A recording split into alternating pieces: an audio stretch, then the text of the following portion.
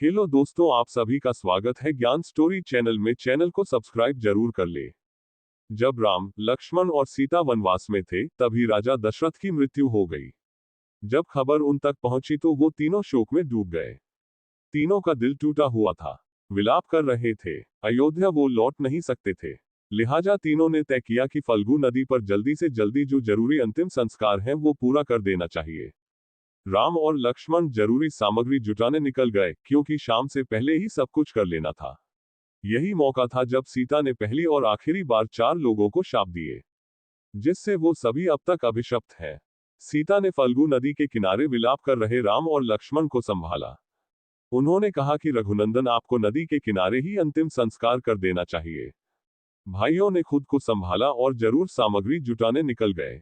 कई घंटे बीत गए, दोनों भाई लौटकर नहीं आए। समय निकलता जा रहा था। सीता की आंखें सूर्य की गति की ओर देख रही थी। दोपहर खत्म होने वाली थी। सूर्य ऊपर चढ़ रहा था, यानी जल्दी ही शाम होने वाली थी। शाम अगर हो जाती तो अनुष्ठान का समय गुजर जाता। ऐसे में सीता ने तय किया कि उनके पास जो सामग्री है उससे ही वह ये संस्कार पूरा करेगी। सीता ने फल्गु नदी में स्नान किया, गाय का दूध निकाला, फिर केतकी का फूल तोड़ा। इसके बाद बरगद के पेड़ से पत्ता उन्होंने हवन किया, फिर मिट्टी का दीपक जलाया। जैसे ही सीता ने प्रसाद अर्पित किया, उन्हें आकाशवाणी सुनाई दी, तुम्हें आशीर्वाद सीता, मुझे ये स्वीकार है। आवाज राजा दशरथ की थी। सीता कुछ चकित हुई।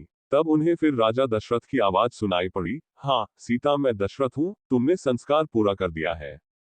तब सीता ने शंका जताई, आपके दोनों बेटे यहाँ मौजूद नहीं है। वो विश्वास नहीं करेंगे कि मैंने अनुष्ठान पूरा कर दिया है। दशरथ ने जवाब दिया, वो कर लेंगे, क्योंकि यहाँ 5 साक्षी हैं। तब राजा दशरथ ने बताया कि ये 5 साक्षी फल्गु नदी, अग्नि, गाय, बरगद और केतकी का फूल है। फल्गु नदी में तुमने स्नान किया, अग्नि से दीपक जलाया, गाय से दूध लिया, केतकी का फूल तोड़ा, बरगद से पत्ता लिया। लेकिन सीता अब भी शंकित थी। खैर, राम और लक्ष्मण जब लौटे तो शाम एकदम होने ही वाली थी। सीता ने उन्हें बताया कि अंतिम संस्कार उन्होंने कर दिया तो उन्हें विश्वास ही नहीं हुआ। दोनों भाइयों को लगा कि जब सामग्री ही नहीं थी तो इतने कम साधनों में अंतिम संस्कार कैसे हुआ। तब सीता ने कहा, मेरे पास 5 साक्षी हैं। राम ने फल्गु नदी से पूछा। राम ने पूछा, मुझे बताओ हे पूज्य फल्गु, क्या सीता ने अनुष्ठान पूरा किया? जवाब मिला, नहीं, नहीं किया।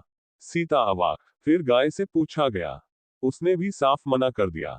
अब बारी केतकी की आई, वहां भी साफ इनकार हुआ। सीता अब धैर्य छोड़ रही थी।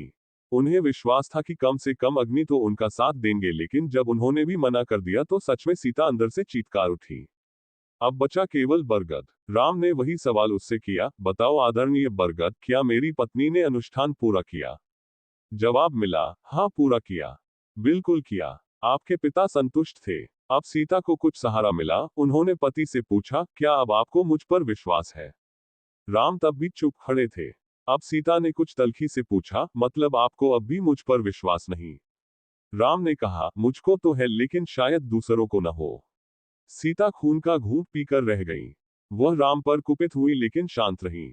अब राम फिर से अंतिम संस्कार करने बैठे ही थे कि फिर दशरथ की आवाज में आकाशवाणी हुई, तुम फिर से मेरा आह्वान क्यों कर रहे हो? सीता ये अनुष्ठान कर चुकी है। तब राम ने जब फिर सवाल किया तो दशरथ ने कहा, तुम अपनी पत्नी पर विश्वास करोगे या दूसरों पर? राम चुप हो गए। तब दोनों भाइयों ने सीता से क्षमा मांगी। सीता ने उन्हें तो क्षमा कर दिया, लेकिन सभी को नहीं। तब उन्होंने केतकी फूल, फाल्गु नदी, गाय और अग्नि को श्राप दिया। केतकी को श्राप मिला, तुम झूठे हो और अब तुम कभी पूजा योग्य नहीं रहोगे।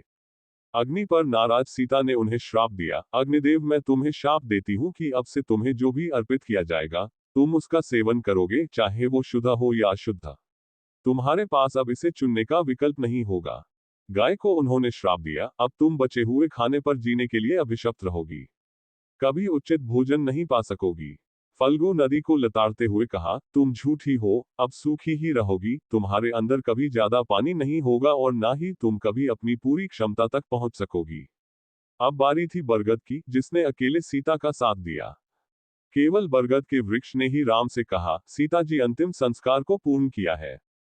सीता ने बरगद के पेड़ को आशीर्वाद दिया, तुमने ईमानदारी दिखाए इसलिए तुम्हें अमरता प्राप्त होगी, भक्तों द्वारा किए जाने वाले भविष्य के अनुष्ठानों के लिए तुम्हें हमेशा महत्व मिलेगा, तुम पवित्र माने जाओगे। कहा जाता है कि इन शापों के स्थायी प्रभाव हुए। सीता के श्राप आज भी इन सभी के साथ चल रहे हैं। तब सीता को यह भी लगा कि बेशक राम उनका भरोसा करें लेकिन उन पर दूसरे लोगों की बातों का असर भी पड़ता है, इसलिए उन्हें हर बार अग्नि परीक्षा से गुजरना होगा।